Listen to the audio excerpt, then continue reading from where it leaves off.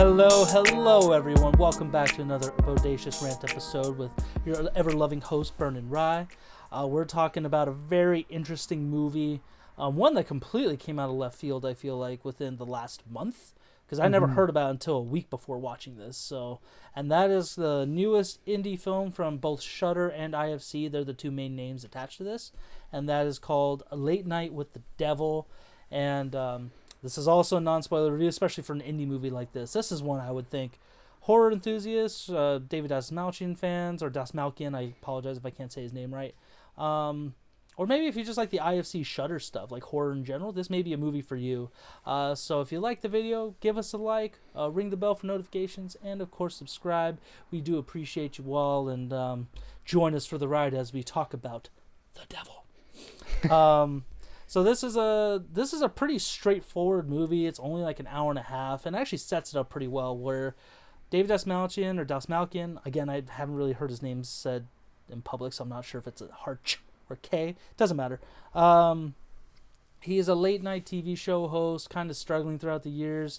And this one episode on Halloween night in 1976, I believe, or 77. It's in the 70s at that point. Late 70s. Yeah, I forgot late the exact 70s. date. Essentially, he is just trying to revitalize his show. This is his last bit effort to try and remain relevant and keep the show alive. And in doing so, he brings on a doctor played by Australian actress Laura Gordon and her patient/adoptive daughter, Lily, played by Ingrid Torelli. I hope I'm saying this right. A lot of Australian actors, so I don't know if that has, it seems like almost everyone's Australian except for David Dastmalchian, and then Michael Ironside narrating this story for a certain bit. So I thought that was kind of interesting. It's cool. Essentially, the little girl Lily is dealing with demonic possession, and Laura is, like, the doctor is trying to get her through it, essentially, a parapsychologist. And yeah, that's pretty much just a recipe for disaster on Halloween nonetheless. And it's definitely an indie film. Like, it's just got those vibes. IFC's been really good about like horror like that. One of my favorites from them was Autopsy of Jane Doe with I forgot the guy from like The Ring, and he's in Super Troopers. He's in who was the dad in Succession? The old guy. He's like both hilarious and serious. It's gonna hit me later, but I can't remember the name. Yeah, right now. It's got Emil Hirsch in it as well. But that one was really good. So ever since that came out, IFC horror has always been on my radar, and this one is definitely solid. While I don't say it's absolutely terrifying as I was hoping it would be, I wish I had nightmares from this. It's just a great movie, great production. David Dastmalchian, he shows that he can lead with this movie. So I had a lot of fun watching it. But what did you think about the movie, Burn? Yeah, I mean, like you, I hadn't heard of this movie until like a little while ago, and once the trailers were coming out for it, it was a really cool premise. The like a late night talk show in the 70s, and there's a demonic possession that happens on live TV, or explored on live TV. So I thought the setting of that is really cool and interesting. So a lot of the horror movies these days have really cool premises, and a lot of the times they don't deliver, and that's like one of those things that keeps bugging me, and that's why I have a tumultuous relationship with horror. Not beside the fact that I'm a wimp, and even the easiest jump scares get me, but that's besides the point. But anyways, it's a lot of movies as of late, especially horror movies, have been disappointing me, and I'm glad to say that this one was not one of those. This one absolutely nails the premise for me.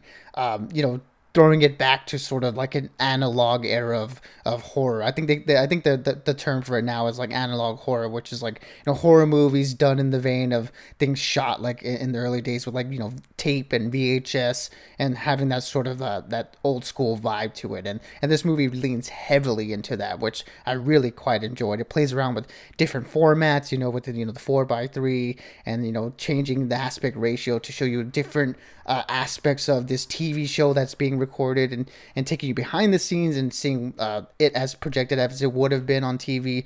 Really cool things done with the technology and the format end of this movie. And at the center of it is a really intriguing story, about this late night talk show host that is doing whatever he can to keep his career alive. So I thought it has like really interesting things to say about the cost of fame and what we're willing to do to get that sort of fame, and doing so within an old time era. Well, not really that old time era, but an era that's like not of this time, where things are very much that conversation is being had, with the internet and apps, and like people being famous for certain things, and you're one viral video away from being famous.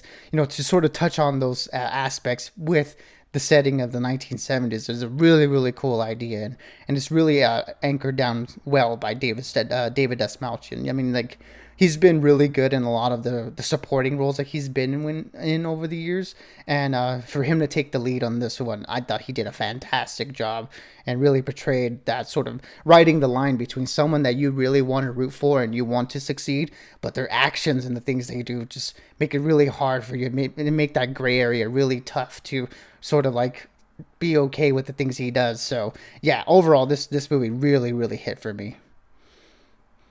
Yeah, like I said, I just when I see a horror movie do that well, ratings wise and stuff, I'm expecting something terrifying, and it was still great. Don't get me wrong. I think the production alone was worth it, just because you're definitely thrown back into the 70s with that to a certain extent, and yeah, that is kind of considered old timey for a lot of people. So analog horror is actually pretty accurate to describe something like that. I wouldn't even be surprised if Blair Witch is considered analog horror, just because that was old school video camera with VHS and stuff, or maybe digital. I don't remember, because digital was kind of becoming prevalent around that time, but it doesn't matter. Yeah, so like I said, I think it was a lot of fun. I'm glad David really killed it with this movie. Not that he doesn't before, in like the small roles he does here and there, but the fact that he's a leading guy in this movie sold it for me even more. The rest of the supporting cast was great. Just really helped propel the story and make it like a spectacle of what that would happen in real life if it were to happen, which would be the dumbest decision someone could make. But having said that, since it is awesome but not super scary, I'm still giving it a 4 out of 5, just because I think it's definitely worth the theaters. For those of you who are horror enthusiasts, fans of maybe all the Australian actors, if you've seen him in other stuff, Dave Dastmalchian, and maybe if you just want to see something different that's not like blockbuster-esque at the moment, I think this one is all for you. And it's playing everywhere for the most part. Didn't really think of any restrictions, and it's just regular theater, so it's not like it's not gonna cost an arm and a leg with IMAX or anything. So definitely recommend this one for sure. Yeah, I mean, look, it's going to be a 4 out of 5 for me as well. I really enjoyed this movie a lot. I do agree on your criticisms that this movie isn't as scary as I was expecting it to be. Personally, that's okay with me. I'm fine with not all the the really loud noise jump scares, and I'm glad that this movie doesn't lean into that. It's very much more one of those slow burns that really enthralls you and like pulls you into the story. It's funny, like there's a person a couple of seats down from us that was just leaning forward the whole time, just because this movie just kind of brings you into it. So I would say, yeah, it is much more of a thriller for a lot of the movie, bringing you into this whole production that's going on and slowly revealing the scares. And when the scares do come, they're not like in your face insane, but they do get pretty cool, I will say, for that. But yeah, don't go in expecting like a jump scare fest. This is a little bit much more of a slow burn type movie, which it comes down to taste, if you'll enjoy it as much as something else that's a little bit more of the jump scare type. But for me, this is the kind of horror that I do really enjoy, something with a little bit more pull. So yeah, for that, it is a 4 out of 5 for me. But I do agree, not the scariest thing in the world. Yeah, I don't know what I want in horror anymore, because like as much as I hate, like, jump scares can be a cheap gimmick, but at the same time it does make me jump and gets my heart racing. But that's not what horror should be. It should actually be like I like more slow burn stuff. I just wish this one had a little bit more oomph into it. But again, it's definitely a smaller budget film, so they can only do with what they got, and they still killed it with what they had. So I'm still fine with it. I have no complaints on it. Until next time, everyone. Before we finish up, for those of you who did happen to catch it, or if you're a horror fan, let us know. Do you plan on seeing this anytime soon? What did you think of it if you did? We'd love to know the thoughts in the comments, guys. Just keep the conversations rolling on it. But As always, until next time, stay bodacious and keep on ranting for us. Absolutely, everybody. Be good, be safe, and as always, we'll catch y'all on the next one.